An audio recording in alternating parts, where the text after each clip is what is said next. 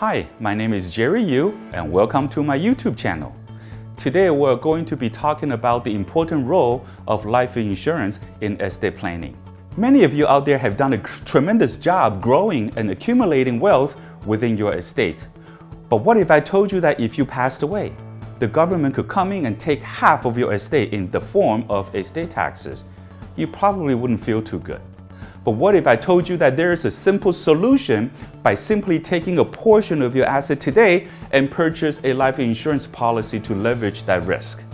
See, when you passed away, that life insurance policy can pay for your estate taxes while keeping your estate completely intact. Unless you love IRS so much, you never wanted to have to pay any additional taxes if you don't need to. What most people want to do is be able to transfer that wealth in the most tax-efficient way possible. If we can do that by using stock or bond or mutual fund, we will absolutely do that. But those financial vehicles cannot do it. It's just that life insurance is one of those vehicles that allow us to do it in the most tax-efficient way possible. See, life insurance oftentimes has been called the Swiss Army knife of estate planning because it provides so many different functions that other financial instruments simply cannot solve. Before we get into life insurance, let's talk about one key component that should be included in every estate planning. That is a living trust. A living trust is an agreement that you will be able to set forth by creating an entity that allows your wants and wishes to be executed at the time you pass away. There are many benefits, but we're just going to go over a few, and that is keeping your estate private and under your control by protecting your family and leaving a lasting legacy. And to help avoiding probate by keeping it private and under your control with a living trust, it allows you to control that what happened to you or your estate when you are no longer here. Unfortunately, if you are forced to go through probate, that whole process is completely public. By creating a living trust that keeps your estate private within the family or whomever is part of your estate. Next is being able to protect your family and leaving that lasting legacy. Losing a loved one is never easy. With this stress, it can bring out the worst in people.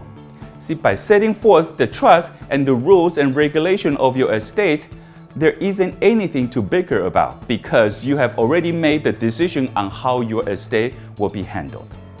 Lastly, avoiding probate.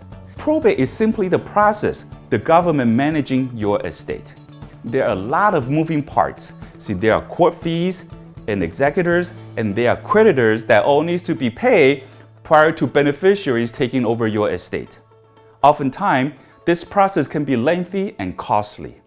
And it can take anywhere between 18 months to 3 years sometime, depends on the complexity of your estate. See, having a living trust set in place can help expedite the transfer of wealth and ultimately give you the control either you're alive or in the grave. Next, we're going to get into life insurance. Before we do that, I do want to talk about some of the estate taxes and what is called inheritance tax. It's no surprise to any of you that the taxes are going up. If you ask most financial professionals, they will tell you that we are at an incredibly low tax rate right now, even though sometimes it doesn't feel that way. But on top of that, the estate tax has changed over the years. One area that this administration has talked about is estate tax. See, if you are assuming tax will go up in the future, then we need to be mindful of how that's going to ultimately affect our estate down the road. If you have ever lost a loved one, most likely a parent, and you are overseeing their estate, then you are familiar with IRS 706 form. See, this is a form that's required for any beneficiary of the estate to basically itemize every single thing that comprises of that estate. Basically all the way down to your last pair of shoes. See, what happened is that you submit that form and anything that's over the estate tax exclusion, it's subject to estate tax. And the rate can be as high as 40%. And lastly, there is tax legislation. See, this is something that we know that tax will most likely be going up. The reason why estate taxes are a place that legislators are going after is because you cannot complain when you are no longer here. It's an easy way for government to collect revenue. And lastly, we're going to be talking about how to protect, preserve, and grow your estate. See, one of my most favorite vehicles to do this is by using a max-funded index universal life insurance policy. The contribution that you make into index universal life policy are credited based on how the market performs. The great thing about this is that if the market takes a tank, your policy does not suffer. You simply are credited as a zero for that year.